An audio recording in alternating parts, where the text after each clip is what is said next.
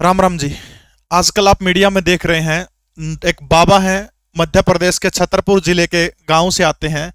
आजकल चर्चा में है, सामने वाले व्यक्ति की बात जो हम मन की बात जानकर के एक पर्चे के ऊपर लिखने का काम करते हैं। अब आपके मन में सवाल होगा कि बाबा को कैसे पता चल जाता आज के साइंस के युग में कि कोई बंदा सामने है, वो कहां से आया है, क्या काम करता है, क्या तकलीफ है, बाबा वो मन की बात कैसे जान सकते हैं। दरअसल ये सिद्धियां होती हैं, वो शक्तियां होती है जिनके कारण बाबा वो मन की बात जानते हैं। उन्हीं शक्तियों के बारे में, उन्हीं सिद्धियों के बारे में बात करूंगा। अब ये बाबा जो है चर्चा में क्यों आया, दरअसल महाराष्ट्र का एक नागपुर पड़ता है, आपको पता है, जहां पर राष्ट्रीय स्वयंसेवक संघ का मुख्यालय, वहां पर वो कथा वाचन के लिए गए थे। कथा भी करने का काम करते हैं। वहां पर एक संस्था है जिसका नाम है अंधश्रद्धा निर्मूलन समिति। उसके एक नेता है या फिर उसके कोई संरक्षक है जिनका नाम है श्याम मानव। उन्होंने बाबा को एक चमत्कार जो दिखा रहे हैं, बाबा कहा कि आप अगर चमत्कार दिखा रहे हैं तो आप मेरा चैलेंज स्वीकार करिएगा। मेरे बराबर वाले कमरे में क्या क्या सामान है, वो सामान आप बता दीजिए, मैं आपको 30 लाख रुपए दूंगा। अब कहते हैं कि ये चैलेंज सुन के बाबा कथा छोड़ करके भाग गए और रायपुर चले गए। खैर इसके पीछे सच क्या है, इसके बारे में तो बाबा बहुत बार बयान दे चुके हैं। लेकिन रायपुर के अंदर जो कथा हो रही है उसके अंदर जो धीरेन्द्र शास्त्री जो है, बाबा जो है जिनका नाम है पंडित धीरेन्द्र कृष्ण शास्त्री, इन्होंने चैलेंज को स्वीकार कर लिया और स्वीकार करके कहा कि आप आइए मेरे पास और मैं आपके कमरे में क्या क्या रखा है मैं आपको बताऊंगा। अगर मैंने बता दिया तो जिंदगी भर गुलाम रहना पड़ेगा। अब श्याम मानव वहां पर नहीं आए। अब आपके मन में सवाल होगा कि क्या बाबा ये बता देते कि साइड वाले कमरे में क्या रखा है। अगर आप मुझसे पूछें तो बिल्कुल आसान सी भाषा में कहूंगा, हाँ वो बता सकते थे। और ये बेहद आसान काम था उनके लिए, बेहद आसान काम है, चुटकियों में बता देते वो। कौन है बाबा? मध्य प्रदेश के छतरपुर जिले के गढ़ा एक गांव पड़ता है। 5 साल पहले इस गांव को कोई नहीं जानता था। इस 27 साल के नौजवान पंडित धीरेन्द्र कृष्ण शास्त्री ने पूरे विश्व के अंदर इस गढ़ा गांव को जनाने का काम किया है।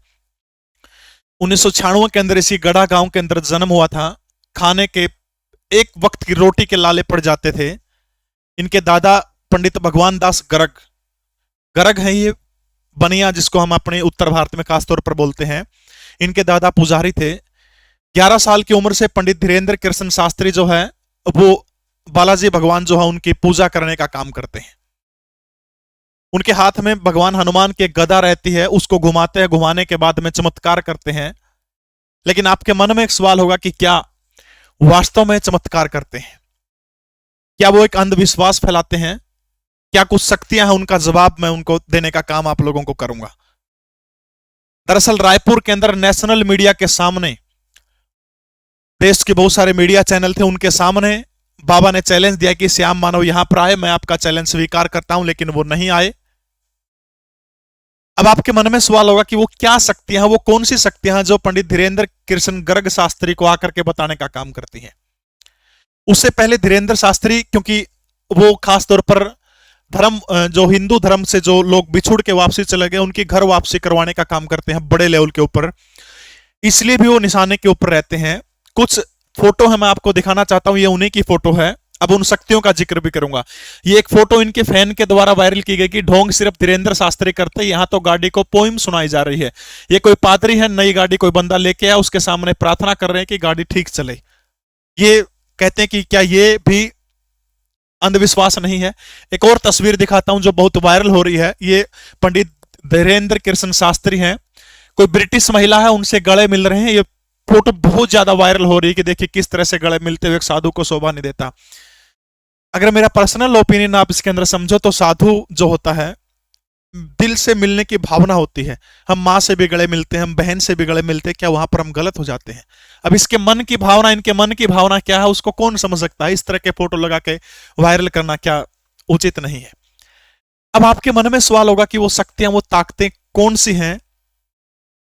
क्या सचमुच भगवान हनुमान आकर के उनको बताते हैं जैसे वो बालाजी का नाम लेते हैं? मेरा उत्तर है नहीं। भगवान हनुमान इतने सस्ते नहीं है कि वो किसी को आकर के बताएं कि सामने वाले के मन में क्या चल रहा है। अब वो शक्तियां देख लीजिए कौन सी है। सबसे पहला नाम है, एक सिद्धि है जिसका नाम है कर्ण पिशाचिनी सिद्धि। कर्ण पिशाचिनी सिद्धि, ठीक है। हो सकता है आप मेरे को बेवकूफ कहें, लेकिन आप इस सिद्धि के बारे में गूगल में सर्च करना कि कर्ण पिशाचिनी सिद्धि क्या होती है। दरअसल ये जो सिद्धि होती है तांत्रिक विद्या होती है, कुछ मंत्रोच्चारण का आपको गहन अध्ययन करना पड़ता है, सालों साल इस तपस्या के अंदर लग जाते हैं। इसके बाद एक अलौकिक शक्ति होती है, एक देवी होती है, इसको कर्ण पिशाचिनी माता कहते हैं। कहते वो कान में आकर के बैठ जाती है, जो इस तपस्या को करता है उसके कान में भयंकर दर्द होता है। अगर आपको पूरी विधि जाननी है तो आप YouTube पर सर्च करिएगा कर्ण पिशाचिनी विधि, या फिर गूगल में सर्च करिएगा, पूरी आपको पूरा पता चल जाएगा कैसे कैसे इसकी विद्या करनी होती है। वो मैं उस चक्कर में नहीं पड़ना चाहता, मैं आपको सिर्फ बताना चाहता हूं कि पंडित धीरेन्द्र कृष्ण शास्त्री कैसे जानने का काम करते हैं। अब ये मंत्रोच्चारण से कठिन तपस्या होती है, उस कठिन तपस्या के मंत्रों के आह्वान से वो देवी आकर के कान में सब बताने का काम करती है कि सामने वाला कौन है, किस गांव से आया है, क्या काम करता है। अब एक और दिलचस्प मामला इसके अंदर, जब मैंने इसके बारे में अध्ययन किया तब पता लगा कि सामने वाले व्यक्ति के बारे में लाइव नहीं बता सकते कि ये कहां से आया, क्या कर रहा है, लिख के बताना पड़ता है। ये भी एक, नहीं तो अगर इस तरह का नियम अगर वो तोड़ेंगे, अगर सामने वाले के बारे में लाइव बता देंगे, कहते हैं कि ये देवी जो शक्तियां जो है ये कभी नहीं आती।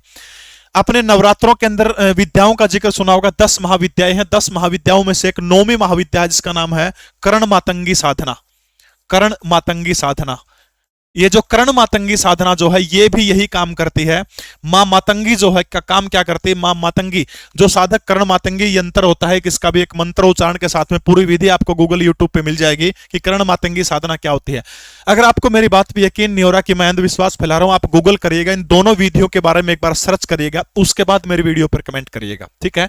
कर्ण मातंगी साधना के अंदर कान के अंदर आकर के कर्ण मां मातंगी बताने का काम करती है। सामने वाला व्यक्ति क्या करता है, इससे भूत भविष्य वर्तमान तीनों चीजों के बारे में पता चल जाता है। ये आप गूगल इनके बारे में कर सकते हैं।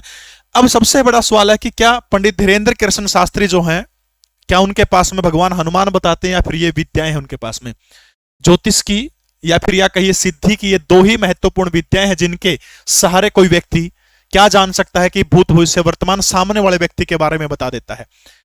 दरअसल ये जो कर्ण पिशाचिनी साधना होती है बड़ी कठिन साधना होती है।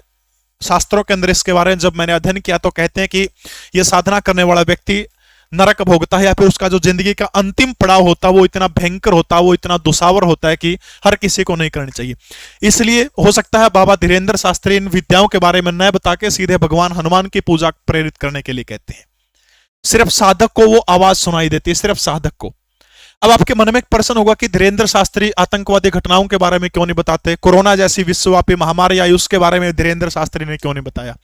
दरअसल ये जो विद्याएं होती है, चाहे मैं कर्ण पिशाचिनी की बात करूं, मां मातंगी साधना की बात करूं, ये कान में आकर के जो व्यक्ति सामने आता है, जो व्यक्ति का जिस व्यक्ति का चेहरा सामने होता है, आपने कई बार इनकी वीडियो आपने देखी होगी तो कई बार कहते हैं जरा जोर से ऊंचा बोलो। एक पंडोकर सरकार के बाबा हैं, मां तारा देवी दिव्य दरबार है, उड़ीसा में एक दिव्य दरबार, बहुत सारे दरबार आपको मिल जाएंगे, ठीक है।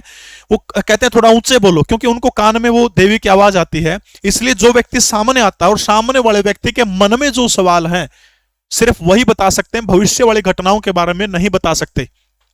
क्या इसकी जिंदगी में पीछे क्या क्या हुआ, सिर्फ उतना ही बता सकते हैं। ये भविष्य के बारे में इनको जानकारी नहीं होती, सिर्फ अपने तुक्के से अनुभव के आधार पर ये लोग बताने का काम करते हैं। तो इन विद्याओं के दम पर पंडित धीरेन्द्र ब्रह्म शास्त्री जो हैं वो सनातन का प्रचार करने का काम कर रहे हैं। 1% भी अंधविश्वास नहीं है, पाखंड नहीं है। हाँ, पहले गूगल करिएगा इनके बारे में, हो सकता है आप नहीं मानेंगे क्योंकि ये सिद्धियां बड़ी कठिन सिद्धियां हैं, कोई भी व्यक्ति इनको प्राप्त कर सकता है। बरसते इनके नियम, आपको जो नियम है वो नियम आपको उनके फॉलो करने पड़ेंगे। पूरी विधि आप गूगल यूट्यूब में सर्च करेंगे, आपको उसकी पूरी की पूरी विधि मिल जाएगी। अगर आप भी करना चाहते हैं तो ये विधि कर सकते हैं। भूत भविष्य वर्तमान की जानकारी, भूत की जानकारी पूरी की पूरी आपको हो जाएगी, ये गारंटी बहुत सारे लोग लेते हैं। आपको YouTube पे बहुत सारे लेक्चर इनके बारे में मिल जाएंगे। तो ये थे आज की कहानी, पंडित धीरेन्द्र शास्त्री। आपको कहानी कैसी लगी कमेंट जरूर करिएगा। जय हिंद, भारत माता की जय।